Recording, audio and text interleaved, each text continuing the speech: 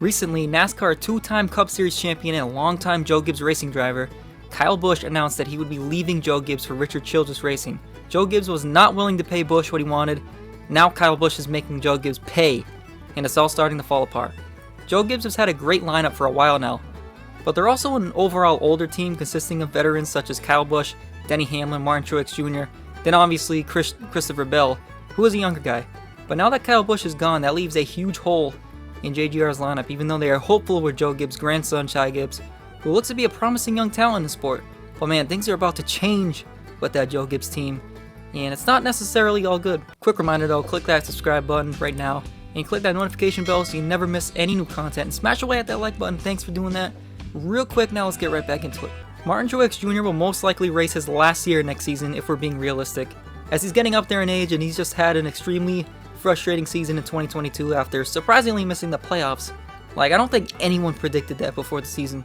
Also, Brandon Jones, who races the Xfinity Series for Joe Gibbs and Toyota, recently announced he would be leaving JGR for Jr Motorsports, Dale Jr.'s team, and Chevy in 2023. So, another Toyota driver off the Chevy. Jones was looking to be a nice little prospect for Joe Gibbs, but hey, he's gone now. But Brandon Jones isn't the only young prospect who's out at Joe Gibbs.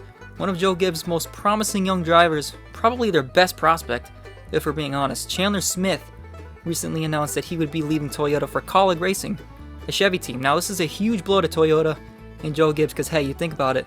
Chandler Smith races for Kyle Busch Motorsports. He was in line to race for Joe Gibbs Racing in the Cup Series realistically at some point in the future, but since Kyle Busch will be with Chevy in 2023, you have to believe his drivers will follow. And it's happening. It's starting to happen. Chandler Smith is at the top of the standings in the Truck Series and is contending for a championship. And man, Joe Gibbs, he was definitely looking forward to seeing him in his lineup. But hey, now Kaulig's big announcement just changed that. What if Kyle Busch was whispering in these drivers' ears like, hey, this is how this guy will treat you. Get out while you can. Maybe it's just that they saw what was going on and said, I'm out. And by they, I mean Brandon Jones and Chandler Smith, obviously, and who knows who's gonna follow.